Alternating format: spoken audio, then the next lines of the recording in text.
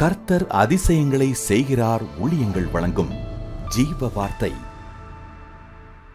இந்த நாளுக்காக கர்த்தருடைய ஊழியக்காரன் கர்த்தரை ஸ்தோத்தரிக்கிறேன். இயேசுவின் நாமத்தில் உங்களை வாழ்த்துகிறேன். நீங்கள் கர்த்தரால் ஆசீர்வதிக்கப்பட்டவர்கள். இந்த பூமிக்கு நீங்கள் உப்பாய் இருக்கிறவர்கள், நீங்கள் வெளிச்சமாய் இருக்கிறவர்கள். பயப்படாதீங்க. யாருக்கும் பிரயோஜனம் இல்லை என்று கலங்கி கொண்டு வந்தீங்கன்னா அநேகருக்கு பிரயோஜனம் உள்ள ஒரு பாத்திரமாய் உங்களை கர்த்தர் மாற்றப் போகிறார். உங்களை ஆசீர்வதிக்கப் போகிறார். உங்களை உயர்த்தப் போகிறார். வெட்கத்தை அனுபவித்த எல்லா இடத்திலும் புகழ்ச்சியும் கீர்த்தி உண்டாக்குவார். கலங்காதீங்க. இன்றைய ஜீவவார்த்தைக்கான வசனம் சங்கீதம் 7:8. கர்த்தர் ஜனங்களுக்கு நியாயம் செய்வார். கர்த்தாவே, என் நீதியின்படி என்னுள்ள உண்மையின்படி எனக்கு நியாயம் செய்யும். என் நீதியின்படியும் என்னுள்ள உண்மையின்படி எனக்கு நியாயம் செய்யும். இவ்வளோ அருமையாய் சங்கீதக்காரன் இங்கே ஆண்டோடத்திலே மன்றாடுகிறதை பார்க்கிறோம். எனக்குள்ள இருக்கிற நீதியை பாருங்கப்பா, எனக்குள்ள இருக்கிற உண்மையை பாருங்க, அதன்படி எனக்கு நியாயம் செய்யுங்க, அதன்படி எனக்கு நியாயம் செய்யுங்க அப்படின்னு சொல்லி ஜெபிக்கிறத பார்க்கிறோம். இன்றைக்கு உங்களோடு கர்த்தர் பேசுகிறார். நீங்கள் நீதியாக வாழ்கிறீங்கல்ல, யாருக்கும் நீங்கள் அநியாயம் செய்யலைல்ல, வேலை செய்கிற இடத்துல அநியாயம் செய்யலைல்ல, தொழில் அநியாயம் செய்யலைல்ல, உங்கள் குடும்பத்தில் அநியாயம் செய்யலைல்ல, உங்கள் சபையில் நீங்கள் யாருக்கும் அநியாயம் செய்யலைல்ல, ஊழியத்தில் யாருக்கும் நீங்கள் அநியாயம் செய்யலைல்ல. உங்கள் நீதியின்படி கர்த்தர் உங்களுக்கு அற்புதம் செய்வார். அதே போல் உண்மையாக இருக்கிறீங்களா, நான் உண்மையின்படி நியாயம் செய்வாராம். உங்களுக்கு கொடுக்கப்பட்ட ஒரு பொறுப்பில் உண்மையாக இருக்கிறீங்களா? உங்களை நம்பி யாராவது பண பொறுப்பை கொடுத்துருந்தா அதில் உண்மையாக நீங்கள் இருக்கிறீங்களா? ஒரு வேலையை நம்பி உங்கள்கிட்ட கொடுத்துருந்தா அந்த வேலையில் உண்மையாக இருக்கிறீங்களா? ஒரு ஊழியத்தை உங்களை நம்பி கொடுத்துருந்தாங்கன்னா அந்த ஊழியத்தை உண்மையாக செய்கிறீங்களா? பயப்படாதீங்க. நிச்சயம் உங்களுக்கு நியாயம் செய்வார்.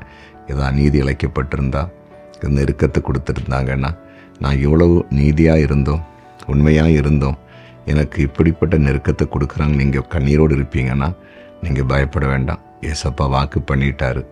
நிச்சயமாக உங்கள் நீதியை பார்த்து, உங்கள் நியாயத்தை பார்த்து, உங்கள் உண்மையை பார்த்து உங்களுக்கு அவர் நியாயம் செய்யத்தான் போகிறார்.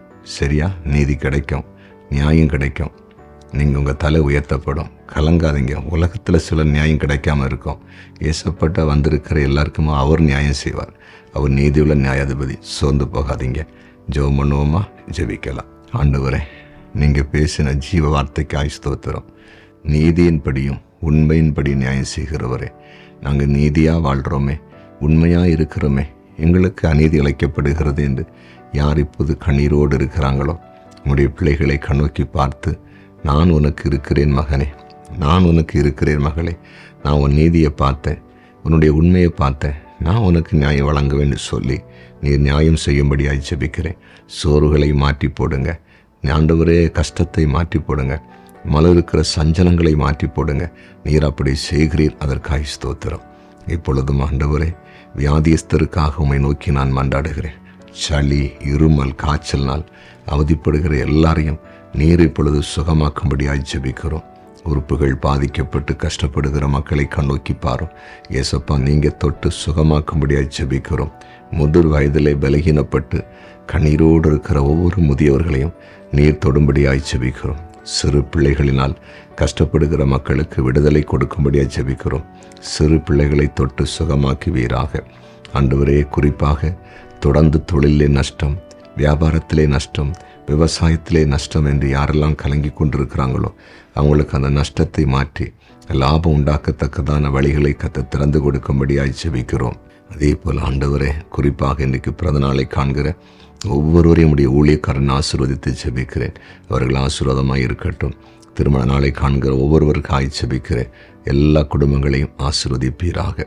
விசேஷித்த வண்ணமாய் குறிப்பாய் ஆண்டவரே, இன்றைக்கு கமெண்டில் யாரெல்லாம் ஜெப குறிப்பில் அனுப்பியிருக்கிறாங்களோ அவர்களுக்காக மன்றாடுகிறேன். அந்த ஜெப குறிப்புகளை கர்த்தர் அங்கீகரித்து அவர்களுக்கு நன்மைகளை செய்யும்படியாய் ஜெபிக்கிறோம்.